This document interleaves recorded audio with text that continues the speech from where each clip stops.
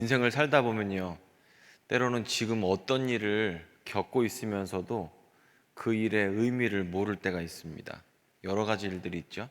그래서 지금 겪는 일의 의미를 모르고 군대 생활을 하기도 하고, 또 의미를 모르고 아이를 키우기도 하고, 그때가 참 좋았었는데, 그때가 힘들었었는데 그 의미를 모르고 지나가는 일들이 있습니다.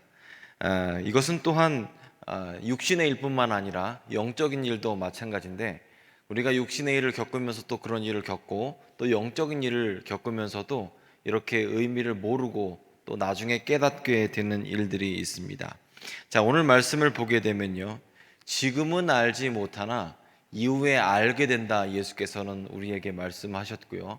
그리고 그래서 이런 지금과 이 나중, 이후라는 그 시간 가운데에 무슨 일이 일어났는지, 또 우리는 어떤 것을 깨달아야 하는지에 대해서 우리가 함께 말씀을 알아보고자 합니다. 이 요한복음 13장을 보게 되면 예수께서 십자가를 지시기 직전입니다. 오늘 말씀을 보면 예수께서는 이미 자기가 아버지께로 돌아가야 할 것을 알고 계셨다라고 말씀하고 있습니다. 이 성경에서 십자가의 의미는 굉장히 큰 의미가 있거든요. 왜냐하면 마태복음 같은 경우에는 한, 한 3분의 1 정도, 한 30% 정도가 십자가 하루 전부터 이틀 전에서 십자가 이후의 이야기고요. 마가복음은 절반 이상이 십자가 전날부터 십자가 이후의 일입니다. 누가복음이 가장 비중이 낮은데요, 십자가 이야기가 한 25% 정도밖에 안 되고요. 오늘 읽고 있는 요한복음 경우에도 45% 이상이 십자가 전날부터 해서 부활하고 승천한 이야기예요. 그래서 우리가 누군가하고 얘기를 할 때 많은 분들이, 아니 십자가 얘기만 강조하지 말고 예수님의 가르침대로 살아야 할 것이 중요한 것이 아닙니까? 라고 물어보는 사람들이 있거든요. 예수님의 가르침대로 행해야 되는 것 아닙니까? 이렇게 말씀하시는 분들도 분명히 있어요. 그런데 가르침대로 사는 것도 중요하지만 성경의 비중으로 볼 때 십자가의 의미는 어마어마한 것이라고 볼 수 있어요. 그래서 가르침대로 사는 것도 중요하지만 예수께서 이 땅 가운데 유월절 어린 양으로 오셨고, 그리고 십자가에서 죽으시고 그 보혈의 공로로 우리가 구원받는 것을 믿는 것도 매우 중요한 것을 알 수 있습니다. 그래서 우리가 이런 맥락에서 볼 때 예수께서 지금 십자가를 지시기 위해서 알고 계시고 아버지께로 돌아갈 준비를 하고 계신다는 것은 어마어마한 의미로 우리는 받아들여야 한다는 거죠.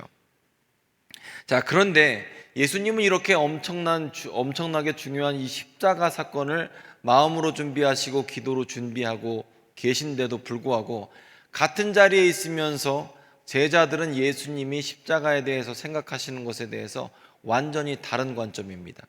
예수께서 십자가에 대해서 인자가 영광을 받을 때가 왔다라고 말씀하시면서 준비하셨지만, 제자들은 그 영광에 대해서 인간적인 영광, 정치적인 영광, 권력으로서의 영광을 생각하고 있었습니다. 우리가 이 같은 단어를 사용하면서도, 아니 어쩌면 같은 자리에 있으면서도 그 의미를 다르게 생각할 때가 참 많아요. 예수님은 영광 이렇게 생각하시면서 말을 사용하시면서 십자가를 생각하시고 죽음을 생각하시고, 죽음 가운데 하나님께서 받으실 그 영광을 생각하시는데도 불구하고 제자들은 완전히 다른 맥락에서 영광을 생각하고 있습니다. 왜 그러냐면 제자들은 지금 영의 세계를 깨닫지 못하고 있기 때문입니다. 영안이 뜨여지지 않아서 육신의 일만 생각하기 때문에 아무것도 보이지가 않습니다. 제가 옛날에 어떤 글을 읽은 적이 있는데, 그 글이 뭐 네이버판 이런 거에서 있는 그런 종류의 글입니다. 어떤 청년이 교회에 연애를 목적으로 왔다고 합니다. 그래서 이분이 모든 청년부 모임에 다 나가고, 모든 셀 모임에 다 나가고, 모든 친목 모임에 다 나갔다고 그래요. 그리고 관심 있고 예쁜 여자에게 다 연락을 했대요. 자매들한테 연락을 다 했대요. 그렇게 몇 달을 신나게 보냈습니다. 이분은 목적이 뚜렷해요. 신앙이고 뭐고 그런 관심이 없거든요. 그러면 그런 일이 교회에서 일어나면 어떻게 돼요? 말이 당연히 자연스럽게 나오게 되죠. 그리고 어떻게 되죠? 말이 나오면서 그래서 결국에 그분이 시간이 조금 흘러서 교회 그 어떤 그 중요한 역할을 하는 청년에게 연락을 받고 다시는 우리 교회 오지 마라 이런 연락을 받았다고 그래요. 그런데 이 청년은 아마 이해를 못했을 겁니다. 왜 그런 일이 있는지. 왜냐하면 교회의 목적 자체가 교회의 목적은 어떤 거죠? 우리가 예수님과 교제하기 위한 것인데 이분은 예수님과 관계없이 자기 연애를 목적으로만 움직였기 때문에 목적이 다른 것은 공동체 안에서 금방 티가 나요. 그렇죠? 그리고 또한 교회를 또 영업 목적으로 오시는 분들도 있어요. 뭘 팔아야겠다. 경제적인 수익을 거둬야겠다. 다단계를 해야겠다. 이런 목적이 있으신 분들은 교회에 오면 금방 또 티가 나게 됩니다. 왜냐하면 우리는 같은 목적을 하고, 즉 영적인 목적, 하나님과 교제하기 목적으로 이 자리에 있는데 다른 목적으로 이 자리에 있다면 그것은 금방 티가 나게 되거든요. 예수님 공동체가 딱 그렇습니다. 예수님만 빼고 모든 사람은 지금 다 권력을 위해서, 인간적인 어떤 유익을 위해서 그 자리에 있어요. 그런데 예수님은 그 자리에서 영적 유익을 생각하고 계십니다. 즉 십자가를 생각하고 계시고 영혼 구원을 생각하고 계십니다. 그 한 자리에서 식사를 하고 있지만 목적이 너무나 다른 거예요. 자, 그래서 제자들은 아직 영안에 영적인 눈이 열리지 않았기 때문에 예수님께서 말씀하시는 것을 설명해도 알아들을 수가 없습니다. 그래서 예수께서 발을 씻으시고 내가 지금 하는 것을 내가 지금 알지 못하나, 7절 말씀을 보면 내가 하는 것을 내가 지금은 알지 못하나 이후에는 알리라 말씀하셨습니다. 왜냐하면 지금이라는 시간에 아무리 설명해도 영안이 띄어 있지 않고 또 깨닫지 못했기 때문에 아무리 설명해도 알아들을 수도 없는 겁니다. 그리고 나중이라는 시간이 오기 전에 제자들은 여러 가지 일들을 겪게 되죠. 왜냐하면 예수께서 그 밤에 잡히사 십자가에 달려 돌아가셨고 달리시기 전에 매맞고 끌려가시는 가운데 제자 공동체는 완전히 와해되게 됐죠. 그리고 예수님께서 십자가에서 죽으신 후에 제자들은 후회를 하지 않았겠습니까? 내가 착각했구나. 나는 구세주인 줄 알고 하나님의 아들인 줄 알고 쫓아다녔는데, 몇 년을 쫓아다녔는데 알고 보니까 내가 착각했구나, 이런 후회를 했겠죠. 그리고 의심했고 혼란스러웠고 이런 오해의 시간을 보냈습니다. 버려진 것 같다고 느꼈고 그리고 무엇을 해야 할지 모르는 시간을 보내게 됐습니다. 그리고 사람들로부터 비웃음 당하고 조롱 당하고 그런 시간을 보냈습니다. 하지만 이런 시간을 통해서 예수께서 그들에게 나타나시고 그리고 제자들은 영안이 띄어서 예수님의 말의 의미를 깨닫게 되었죠. 그래서 예수님은요, 이런 오해를 통해서 일하시고 오점을 통해서 일하시고 문제점을 통해서 일하신다는 것을 알 수가 있습니다. 그래서 우리 삶에 만약에 여러분 열심히 주의 일을 하고 계시고 나름 최선을 다하고 계시는데 이렇게 문제가 생기고 어려움이 생긴다고 하면 지금 예수님을 만날 준비가 다 됐다, 이렇게 생각하시면 좋겠습니다. 왜냐하면 우리 하나님은 우리의 실패 가운데에 우리의 가는 길을 바로 잡으시고 하나님의 뜻대로 인도하시는 하나님이시기 때문입니다. 자, 그러면 이 지금이라는 시간과 나중이라는 시간, 그 중간 과정 가운데에서 주님께서 우리에게 어떻게 일하시는지를 좀 알아보도록 하겠습니다. 자, 주님은요, 제자 공동체, 제자 한 사람 한 사람을 지금이라는 시간과 나중이라는 시간 그 사이 가운데에 영안을 여시기 위해서 불편이라는 도구를 사용하셨습니다. 불공평이라는 도구를 사용하셨습니다. 그리고 또 이해의 한계라는 도구를 사용하시고 삶의 어려움이라는 도구를 사용하시고 꿈이 망가지는 그런 도구를 사용하셨습니다. 인생을 돌아가게 하시고 또 계획이 지연되게 하시고 배신당하게 하셨습니다. 그리고 이런 모든 도구 가운데 하나님은 제자들을 낮추시고 또한 그 꿈이 깨지는 고통 가운데 있게 해 하셨습니다. 하지만 여러분, 이런 과정 없이 무엇인가 되지가 않아요. 우리가 단순히 영적인 일뿐만 아니라 육적인 일을 할 때에도 어려움이 있는 것을 알아요. 내가 어떤 목적을 이루기 위해서, 내가 사업을 한다, 아니면 내가 공부를 한다 할 때도 어떤 그 일을 끝까지 다하게 하기 위해서는, 마무리하기 위해서는 분명히 어려움이 있다는 것을 인정을 하죠. 그리고 이런 어려움을 극복했을 때 우리는 한 단계 더 발전하게 되는 것도 압니다. 여러분, 체육관에서 운동을 하실 때 처음에 20kg를 들었어요. 그런데 20kg만 계속 들면 뭐 근육이 생기거나 아니면 몸이 더 이렇게 발전하지 않죠. 어렵고 힘들어 20개 들다가 20kg를 들다가 30kg를 한두 개를 들죠. 그리고 조금 있다가 30kg가 익숙해지면 35kg를 한두 개를 들다 익숙해지면 35kg가 되고, 근육도 그렇게 한계점에서 문제를 극복할 때 근육이 늘어나게 되고 운동량이 늘어나게 되지 않습니까? 마찬가지로 우리의 인생의 길도 그렇죠. 무언가를 완성하기 전에 어려움이 있는 것을 우리가 인정하고 인식을 합니다.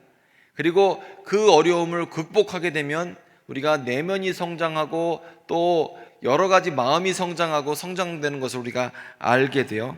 마찬가지로 주님께서는 영적인 과정 가운데서도 이런 일을 우리에게 겪게끔 하십니다. 그래서 여러분 주위에 혹시 사람이 떠났습니까? 어려움을 겪고 계십니까? 내가 잘못한 것도 없는데 오해를 받고 있습니까? 내가 이거 평탄하게 가야 되는데 신앙 때문에 힘든 싸움을 하고 계십니까? 내가 선한 일을 하고 교회 일을 하고 복음을 위해서 일을 하면서도 오해를 받고 계십니까? 지금 문이 닫혔고 어려움을 겪게 되는 이 모든 과정은 하나님께서 제자 공동체에게 똑같이 사용하신 그 도구라는 것을 우리가 기억해야 합니다. 우리가 처음에 신앙생활 할 때는 사람을 보고 사람의 경력 가운데 신앙생활을 하죠. 하지만 신앙생활 하면서 어려운 일을 겪게 되고, 그리고 그런 일 가운데 우리는 사람을 의존하지 않고 하나님을 의존하게 되는 방법을 배우게 되지 않습니까? 처음에는 사람들이 응원하고 호응하고 인정해 줄 때만 일을 하다가 우리가 영적으로 성장하게 되면 사람이 인정해 주지 않아도 하나님을 보면서 기도하고 묵묵히 나아가게 되잖아요. 마찬가지로 우리가 이런 영적 성장을 배우게 되는 거죠. 내면이 단단해지고 또 우리가 영적 용량이 늘어나게 돼요. 그런데 이것은 쉽게 되지가 않아요. 마음의 틀이 한번 깨지고 상처도 받을 때가 있어요. 제자 공동체가 딱 그랬거든요.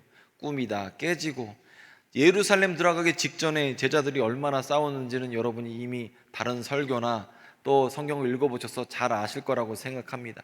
제자들은 끊임없이 싸워요. 권력을 위해서 싸워요. 목적을 위해서 싸워요. 자신의 부와 명예를 위해서 싸워요. 그런데 그런 모든 꿈이 하룻밤에 사라져 버립니다. 굉장한 고통을 겪어요. 목적을 상실하게 됩니다. 하지만 이 모든 것을 하나님께서 사용하셨습니다. 즉, 이 제자 공동체가 단단해지고 영안이 띄고 하나님의 목적으로 사용되게 될 때에 평범한 일과 일상적인 일을 통해서 되지가 않았다는 겁니다. 하나님은 제자들을 꺾는 방법으로 제자를 하나님께서 사용하시기에 적합한 도구로 만드셨습니다. 자, 그래서 우리 삶 가운데 때로는 상처가 있을 수가 있고, 교회 생활하면서 상처받기 참 쉽습니다. 특별히 교회에서는 일하면서 상처받기 참 쉽습니다. 일 안 하면 상처도 안 받아요. 여러분, 상처받을 때 예배 드리면서 상처받습니까? 아니면 식당 봉사하면서 상처를 받습니까? 아니면 예배 안내하나 헌금 안내하면서 상처를 받습니까? 교회에서는 항상 일하면 상처받기가 좋아요. 교사하면서 상처받기 좋고, 그래서 이 일을 하면 섬기면 상처받기가 참 좋습니다. 하지만 여러분, 우리가 섬길 때 또 하나님 일을 하게 될 때 어려운 일이 있고 이에 인정받지 않을 때에도 우리가 집중해야 될 것은 하나님이지 사람이 아닙니다. 자, 두 번째로 우리가 하나님이 이런 일을 우리 삶 가운데 주실 때 어떻게 해야 하냐, 이런 걸 좀 알아보도록 하겠습니다. 하나님의 때는요, 우리가 하나님의 때가 되면 하나님께서 일하신 것이 보여요. 손길이 보여요. 그런데 문제는 뭐냐면 그 과정 가운데는 잘 보이지가 않아요. 미국에 가면 그랜드 캐년이라는 곳이 있습니다. 아마 여러분들도 가보신 분이 있을 거라고 생각하는데요. 저도 그랜드 캐년을 그 투어로 해서 부모님과 함께 한 20년 전에 갔다 온 것 같아요. 근데 그랜드 캐년을 제가 갔다 온 곳만 아는데, 제가 설교 준비를 하면서 조사를 해보니까 그랜드 캐년이 400km가 넘는다고 그래요. 그 길이가. 그리고 그 경치가 좋은 포인트를 우리는 골라서 가는 거예요. 그런데 미국 사람들은 그랜드 캐년을 가면 2주든 3주든 이렇게 해서 여행을 갑니다. 그런데 그랜드 캐년을 제대로 보려면 가까이 가서는 제대로 볼 수가 없어요. 그랜드 캐년을 10m 앞에 가면 아무것도 안 보이죠. 절벽밖에 없습니다. 바위밖에 없습니다. 그랜드 캐년을 보려면 5km, 10km를 뒤로 물러서서 봐야지 그것을 제대로 볼 수가 있어요. 이쪽 절벽에서 저쪽 절벽까지 10km가 넘어요. 10km가 떨어져 있어야 저쪽 절벽을 볼 수가 있어요. 마찬가지로 우리가 하나님께서 우리 삶 가운데 일하시는 것을 그 사건 하나하나만으로는 볼 수가 없습니다. 그 하나하나만 볼 때는 이게 조화가 맞지가 않아요. 갑자기 왜 바위가 나타날까? 왜 굽은 길이 나타날까? 이건 없어야 되는 일인데 왜 이런 오해가 있을까? 내가 왜 이런 취급을 받아야 할까? 이런 하나하나 봤을 때는 이해되지 않는 일들이 참 많아요. 하지만 등산하면서 산의 모양을 알 수가 없고, 그랜드 캐년을 가까이 가서는 우리가 볼 수 없는 것처럼, 산의 모양을 알려면 어떻게 해야 되죠? 정상에 올라가서 뒤를 바라보면 산의 모양을 알 수 있죠. 마찬가지로 하나님께서 일하실 때 그렇다는 거예요. 하나님께서 일하실 때 그 순간순간은 의미를 알지 못해요. 베드로는 예수께서 왜 발을 닦으시는지 몰라요. 예수께서 왜 십자가를 지시는지 몰라요. 하지만 그 일을 다 지나간 후에 예수께서 부활하시고 승천하신 후에 예수님이 왜 그러셨는지 나중에는 깨닫게 되었죠. 마찬가지로 우리 삶 가운데 신앙생활하면서 능선이 있어요. 넘어가기 힘들죠. 인생 편하게 신앙생활하면서 내리막길 걸어가면서 경치 보면 얼마나 좋습니까? 케이블카 타고 바로 정상에 가면 얼마나 좋습니까? 그런데 우리 신앙생활이 그렇지가 않아요. 골짜기도 지나가야 하고 능선도 지나가야 합니다. 그리고 등산하면 여러분도 겪으시겠지만 목마를 때도 있고, 앉아갖고 그냥 바로 쉬다가 내려갔으면 하는 포인트도 있습니다. 그런데 여러분, 그런 과정도 우리가 겪어야지만 정상에 도착할 수가 있죠. 이해할 수 없는 바위나 이해할 수 없는 골짜기도 지나가야 정상에 도착할 수 있는 겁니다. 그래서 우리는 산에 등산을 할 때도 여기도 지나가야 정상에 가지, 그렇게 이해하면서 출발하고 도착하는 것처럼 신앙생활 할 때도 때로는 힘들 때가 있으면 기도하고, 남들에게 오해받을 때 있으면 믿음으로 하나님 말씀을 보고, 그리고 또 예배하면서 그렇게 이겨나가야 하는 겁니다. 그리고 어느새 뒤를 바라보면 그때그때마다 나를 도우신 하나님의 손길을 이해할 수 있게 되죠. 지금 당장은 이해할 수 없는 일들이 참 많이 있습니다. 하지만 여러분, 우리의 짧은 머리로 측량할 수 없는 하나님의 계획을 다 담을 수가 없죠. 담는다고 하는 것 자체가 교만입니다. 우리의 짧은 머리로는 알 수가 없어요. 하지만 여러분, 우리가 이해할 수 없지만 하나님은 여전히 이 세상을 다스리고 계십니다. 내가 이해할 수 없을 때도 주님은 여전히 이 세상을 통치하고 계십니다. 자, 우리 삶 가운데 이해할 수 없는 일들이 참 많이 있어요. 제 삶도 마찬가지입니다. 여러분도 잘 아시겠지만 제가 절대 안 하려는 계획이 몇 개 있었어요. 뭐죠? 첫 번째, 저는 한국에 안 살려는 그런 계획을 갖고 있었습니다. 두 번째 뭐였죠? 절대 목사를 안 하겠다라는 원대한 계획. 절대 목사하지 말아야지. 그래서 저는 농담으로라도 절대 설교를 해보겠다, 아니면 목사가 되겠다, 신학교가 되겠다는 말을 단 한 번도 한 적이 없습니다. 세 번째로 뭐죠? 미랄교회 절대 안 오겠다, 이런 원대한 계획을 갖고 그렇게 살았습니다. 그런데 지난 1년 제가 그 미랄교회 얼마나 됐나 보니까 제가 온 지 한 1년 반 가까이 되더라고요. 그동안 정말 보따리 한 100번 쌌어요. 왜냐면 지금 제가 하는 일을 이해도 안 되고 답답하고 도대체 뭘 하는지도 모르겠고, 그리고 정말 도망가고 싶었고 그랬어요. 그랬더니 주위에 장로님들, 권사님들, 안수 집사님들이 저에 대해서 얼마나 충고를 하시는지 몰라요. 지금은 어렵지만 하나님께서 도우십니다, 그러면서 막 충고도 하시고 격려도 하시고 저 위해서 기도도 하시고. 원래 이 남의 장기는 훈수가 쉬워요. 내 장기는 안 돼도 내 인생은 잘 안 보이지만 남의 인생은 잘 보이거든요. 그러면서 저를 가리켜서 얘기하시면서 하나님이 지금 함께 하십니다, 하나님께서 인도하십니다, 이해하지 못할 때라도 하나님 의지하시면서 가십시오, 이런 얘기를 저한테 자주들 하셨어요. 자, 이제 제 차례입니다. 제가 여러분들을 볼 때 똑같은 얘기를 좀 드리고 싶어요. 여러분이 저에게 하신 것처럼 저도 여러분에게 똑같은 이야기를 드리고 싶습니다. 그래서 여러분, 이해가 안 될 때가 있지 않습니까? 믿음이 바닥날 때가 있습니다. 다 내려놓고 싶을 때가 있습니다. 그런데 여러분, 그럴 때에도 여러분 믿음의 자리를 지키셔야 합니다. 어렵고 힘들 때에도 하나님께서 함께하고 계시고, 또 그랜드 캐년을 조금 멀리서 보는 것처럼, 인생을 조금 멀리서 보면 하나님의 손길이 보이는 것처럼 우리 하나님께서 우리와 함께 하신다는 거죠. 우리 하나님의 손길은 지금은 이해할 수 없을 때가 많아요.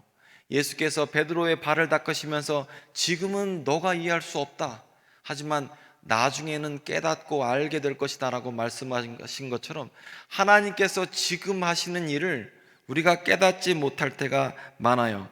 하지만 여러분, 신앙생활 하시면서 뒤를 돌아보십시오. 지금 생각해보면 그때 왜 그렇게 난리를 쳤을까? 내가 왜 그때 그렇게 울면서 그랬을까? 이런 일들이 있지 않습니까? 그렇기 때문에 우리가 후회가 남을 일이 있어요. 그래서 지금 우리가 하나님과 동행하시는 것을 알기 때문에 어렵고 힘들 때 기도해야겠죠. 답답할 때는 어떡하죠? 하나님께서 내 앞으로 복 내리실 것을 기대하면서 찬양을 드려야겠죠. 자, 그래서 여러분, 우리가 늘 얘기하지만 인생의 축복, 하나님께서 주시는 축복은 중간에 그 문제라는 그 가면, 마스크를 쓰고 온다는 사실을 우리가 잘 알고 있어요. 그래서 망신이라는 가면을 쓰고 축복이 와요.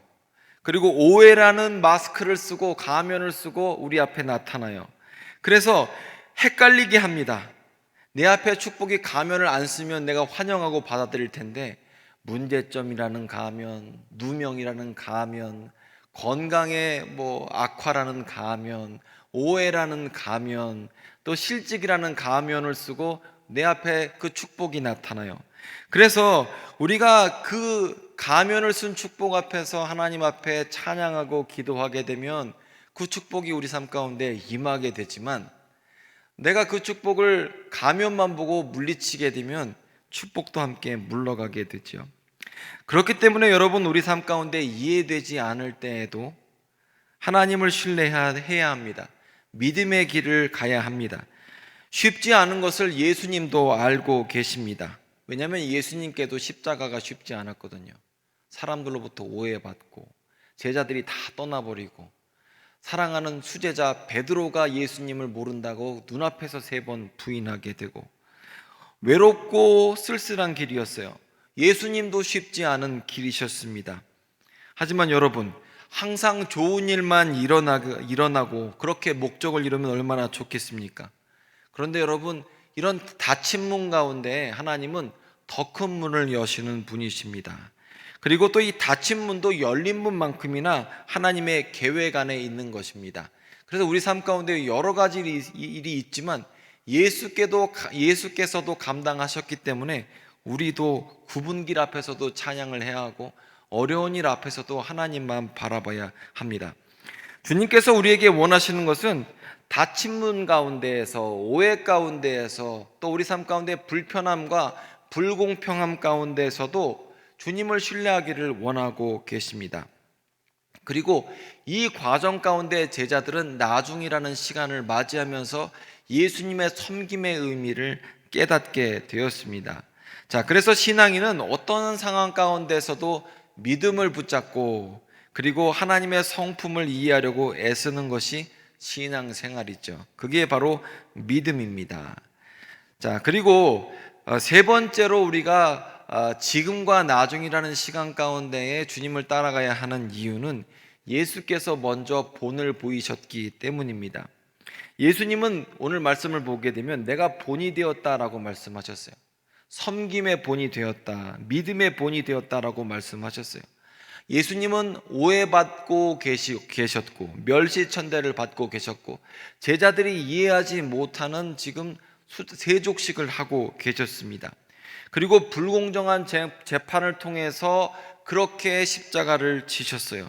하지만 여러분, 이 모든 것이 하나님의 계획인 것을 우리가 알고 있습니다. 예수께서는 그 길을 가셨고 그리고 십자가를 지셔야 우리가 구원받는 것도 잘 알고 계셨습니다. 그리고 제자들이 지금은 오해하고 있지만 나중에 이해하고 그 길을 따라올 것도 잘 알고 계셨습니다. 자, 그래서 예수께서 모범을 보이셨기 때문에 우리는 우리의 얕은 논리와 지식을 내려놓고 하나님을 신뢰하며 내가 이해하지 못하는 부분은 하나님께 드리고 올려드리고 하나님의 계획과 길이 내 길보다 높은 것을 인정하며 주님 가신 길을 같이 걸어야 합니다.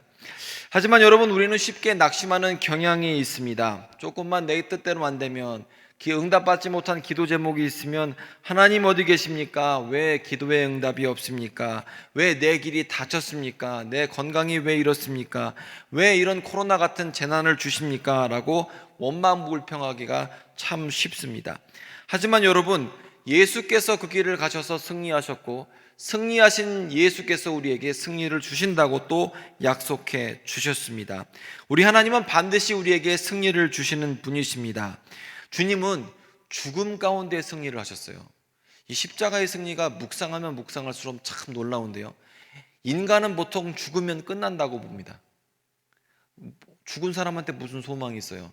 죽은 사람한테 수술을 하거나 죽은 사람한테 주사를 놓지 않아요. 약을 놓지 않아요. 왜냐하면 소망이 없기 때문에 그렇습니다. 심장이 최소한 뛰어야지 뭘 하거든요. 그런데 예수님은요, 죽음 가운데 하나님의 능력으로 말미암아 부활하셨죠. 그리고 많은 사람들 가운데에서 영광을 받으셨습니다. 그분께서 우리의 죽음과 같은 인생 가운데에 소망을 주시고 승리를 주시겠다고 약속하셨습니다. 그래서 우리는 그 승리를 믿으면서 오늘의 고난을 견딜 수가 있는 거죠. 자, 그러면 이 이해 못하는 상황을 어떻게 견뎌야 하느냐? 내가 이해 못할 이 누명이나 어려움이나 오해나 문제나 건강이나 사업이나 이 문제를 어떻게 해결해야 하느냐라는 거죠. 자, 여기서 오늘 해답이 있는데요, 예수님이 제자들의 발을 씻으셨다는 것을 우리가 주목해야 합니다. 예수께서는요, 제자들의 발을 먼저 씻으세요. 알지 못하고 깨닫지 못하는 제자들의 발을 씻으십니다. 자, 우리가 알지 못하고 깨닫지 못하고 이해하지 못하는 길을 어떻게 걸어가야 합니까? 예수께서 우리의 발을 씻어 주셨기 때문에 예수께서 씻으신 발로 알지 못하는 세계를 걸어가는 겁니다. 불신의 세계를 어떻게 우리가 살아갈 수 있겠습니까? 누군가 오해를 할 때 어떻게 이 세상을 살아가겠습니까? 예수께서 씻어주시는 발로 이 세상을 걸어가면서 살아가는 겁니다. 물론 예수께서 제자들의 발을 씻으시고 알고 계셨어요. 예수님이 씻어주신 그 발로 베드로는 배신할 것도 알고 계셨고, 예수께서 씻어주신 그 발로 제자들은 도망가고 자기 뜻대로 흩어질 것도 알고 계셨어요. 하지만 예수께서 발을 씻어주셨기 때문에 제자들은 그 발로 다시금 주님 앞에 돌아왔고, 그리고 발을 씻어주신 그 섬김의 마음, 예수님의 사랑의 마음을 기억했기 때문에 결국 제자들도 모두 다 예수께서 가신 그 길을 걸어가게 되었습니다. 자, 그래서 예수께서 씻어주신 그 발로 때로는 우리가 잘못 가기도 하고 오점을 찍기도 하지만 실수도 하고 도망도 가지만 주님이 닦으신 그 발에 담긴 마음, 세족식을 하신 예수님의 마음 때문에 우리는 다시금 주님 앞에 돌아오게 되는 겁니다. 자, 말씀을 정리하도록 하겠습니다. 자, 우리가 인생을 살다 보면 항상 잘한 일만 있는 게 아니에요. 문제점을 만들어내기도 많고요. 오점도 참 많이 있습니다. 그리고 인생에서는 틀린 점도 참 많이 있고요. 괴로운 점도 참 많이 있고 이 연약함도 참 많이 있습니다. 그런데 우리 하나님은 어떤 하나님이냐면 이 모든 인간의 과오나 어려움을 하나 한 폭의 그림으로 담아내시는 분이십니다. 우리가 모자이크를 만들 때, 모자이크라는 그림을 만들 때 보면요, 좋아하는 색깔로만 만들지는 않아요. 제가 어저께 우연히 우리 둘째 딸이 그린 그림을 한번 봤거든요. 요즘에 보면은 옛날 사진, 몇 년 전에 찍은 사진입니다라고 이렇게 나오잖아요. 옛날 사진이라고 봤는데 우리 우리 둘째 딸이 그 그림을 그렸는데 핑크색으로만 다 그린 거예요, 사람을. 왜 그랬을까요? 핑크색이 좋으니까 핑크색으로 사람을 다 그린 거예요. 핑크색으로만 사람을 다 그릴 수가 없죠. 인생에서 내가 좋아하는 색깔로만 그림이 그려지지가 않아요. 그런데 문제는 뭐냐면 사람 머리 색깔을 그리려고 하면 내가 아무리 핑크색을 좋아한다고 해도 검은색을 사용해야 돼요. 내가 싫어도. 우리 인생이라는 그림은요, 보게 되면 때로 원하지 않아도 그 색깔이 나올 수밖에 없어요. 그래야지 그림이 완성이 돼요. 내가 아무리 직선을 좋아한다고 얼굴을 네모나게 그릴 수는 없어요. 곡선도 들어가야 됩니다. 내가 원하지 않는 여러 가지 기교가 그 안에 담겨야 돼요. 내가 좋아하는 것만 할 수는 없습니다. 하지만 내가 생각할 때 내 과거의 실수라고 생각했던 것들, 잘못이라고 생각했던 것들, 오점이라고 생각했던 그 모든 것들을 주님은 사용하셔서 나중이라는 시간 가운데 깨닫게 하십니다. 제자들도 마찬가지였어요. 자기네들은 도망갔습니다.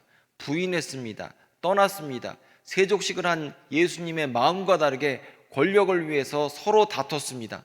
하지만 나중이라는 시간 가운데 제자들의 모든 잘못과 제자들의 모든 오해와 제자들의 모든 죄가 어떻게 보면 협력하여서 하나님의 뜻대로 아름다운 그림이 완성되었죠. 자, 그렇기 때문에 어쩌면 우리라는 인생, 우리의 신앙생활은 하나하나 봤을 때는 그 의미가 무엇인지 모르고 깨닫지 못할 때가 참 많이 있습니다.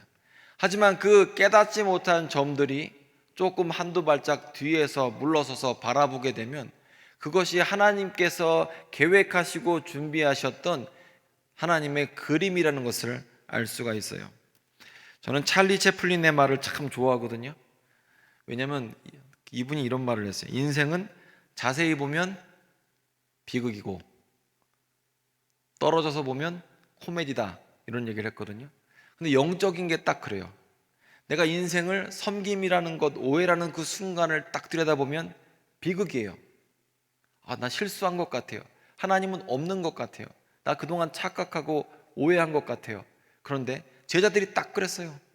그 순간 보니까, 십자가의 순간만 보니까. 하지만 부활승천하신 예수님을 바라보니까 큰 그림을 보게 되었잖아요. 마찬가지로 우리가 그 순간 신앙생활을 할 때에는 답답한 점이 있죠. 하지만 우리가 한두 발짝 뒤로 물러서서 또 그동안의 우리의 삶의 자취를 바라보게 되면 하나님의 손길을 우리는 이해할 수 있습니다. 그러면 우리가 어떻게 해야 할까요?